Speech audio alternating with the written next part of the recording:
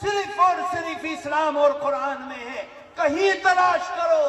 جو جتنی اونچی پرواز کرتا ہے وہ اتنا ہی دکھی اور پریشان ہے. عزت تلاش کرو, سکون کی زندگی اس میں. اللہ کے قرآن سے جڑو, قرآن سے محبت کرو, قرآن سے جڑنے والے بنو, قرآن پڑھنے والوں سے محبت کرنے والے بنو. اور خاص طور سے اس زمانے میں جب دنیا کی زبان ان مدارس و مکاتب کے لیے ننگی ہوئی پڑی ہے, اپنے اور پرائے سب. اس زمانے میں ایک مرے سے مرا ادارہ اگر دھرم کے نام پر اس کو تنہا کیا جائے تو سارے اس دھرم کے ماننے والے اس سے محبت میں کھڑے ہو جاتے ہیں.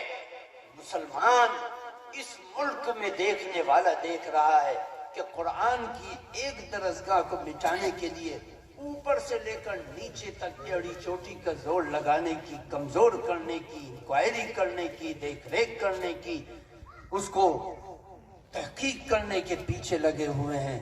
اس وقت ضرورت ہے کہ قوم ایک سوئی کے دھاگے میں ناکے میں کو اپنے آپ کو نکال دے. اب تمہیں ضرورت ہے,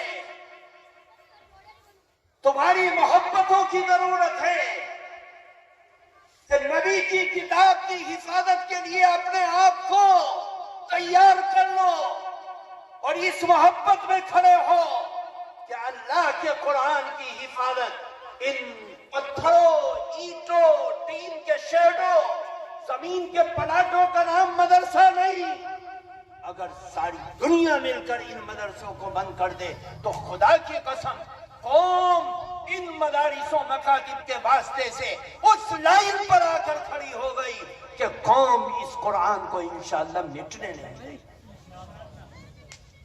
اور اس کی مثال لاک ڈاؤن کے اندر مسجدوں میں تالے لگ گئے, مدرسوں میں تالے لگ گئے.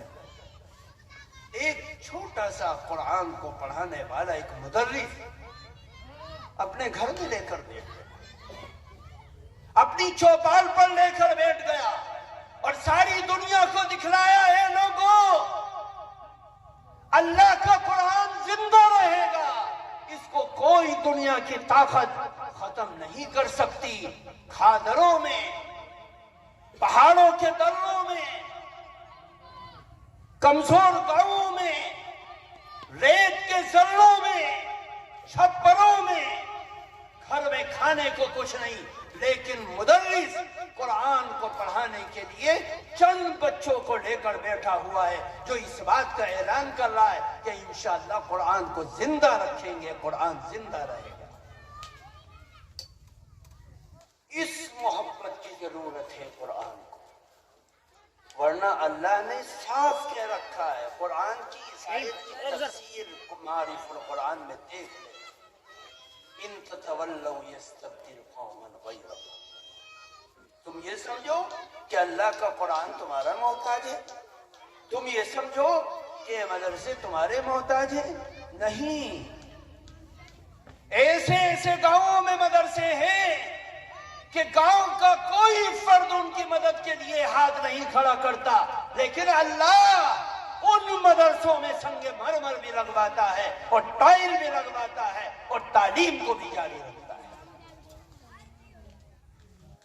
یہ ساری چیزیں اللہ کی زمین پر ہوتی ہیں. کیوں تم نہیں اللہ کی مدد کے لیے کھڑے ہو گے؟ اللہ کسی اور کو کھڑا کر دے, کسی اور سے کام لے لے. اللہ محتاج نہیں, اللہ محتاج نہیں, رائی کے دانے کے برابر محتاج نہیں. اللہ کا دین باقی رہنے کے لیے آیا ہے, باقی رہے گا.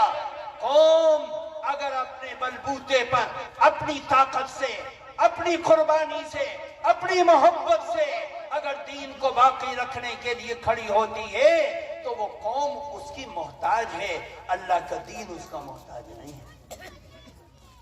میرے دوستوں, بزرگوں, اللہ تعالیٰ کا شکر ادا کرتے ہیں اور ان پڑھنے والے بچوں سے محبت کر کے ان اداروں کو طاقتور بناؤ, ان کو مضبوط بناؤ, ان کو طاقتور بناؤ. तुम्हारे बच्चे आकर पढ़ रहे हैं, घर पर टाइल भी है, पत्थर भी लगा हुआ है और रंगो रोगन भी है और ठंडे कमरे भी हैं, लेकिन वो बच्चा जब मदरसे में मकतब में आता है, छप्पर में बैठता है, तो वो 2-4 दिन पढ़ता है, दिल उचाट हो जाता है, धूल धंकार में अल्लाह का कुरान पढ़ता है। जो उस कुर्बानी को बर्दाश्त कर ले अल्लाह ताला उसको चमका देता है। लेकिन बहुत से लोग कहा कि तुम्हारी मस्जिदें तुम्हारे घरों से अच्छी होनी चाहिए, ताकि तुम अपने घरों से जब निकल कर मस्जिद में आओ तो मस्जिद के आराम की वजह से मस्जिद से निकलने को जी ना चाहे। अगर तुम्हारे घर अच्छे होंगे और मस्जिद कमजोर होगी तो तुम मस्जिद में ऐसे आओगे जैसे पिंजरे में परिंदे को बंद कर दिया गया कि सलाम फिरा और इस तरीके से भागते हैं जैसे पिंजरे का दरवाजा खोल दिया और परिंदे उसमें से उड़ रहे। अगर इन मदरसों को अच्छा बनाओगे, इनकी तामीर का, तरक्की का, इनको मजबूत करने की फिक्र करोगे तो तुम्हारे बच्चे खुद कहेंगे कि मैं स्कूल में नहीं मदरसे में पढ़ना चाहता। और मदरसे वालों को भी चाहिए कि अपने इदारों के तालीम को, निज़ाम को, स्कूल के निज़ाम को, तालीम के निज़ाम को, कुरान के निज़ाम को मजबूत से मजबूत तर करें। अल्लाह ताला इन बच्चों की, इनकी वालिदैन की, हिफ्ज़ करने वाले बच्चों की, इन बच्चों के वालिदैन की, इनके ख़ानदान की, इनके अजीज़ व अकारब की, इनके असातिज़ा की, ज़िम्मेदारों की, अल्लाह ताला सबकी इस कुरान पाक की बरकत से हिफाजत फरमावे, शुरूर व फितन से महफूज फरमावे, नागहानी आफात और मुसीबतों से महफूज फरमावे।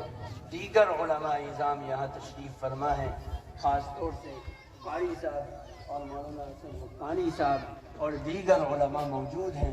मैं उनसे दरख्वास्त करता हूँ वो बयान भी करें और दुआ भी कराएं इंशाअल्लाह।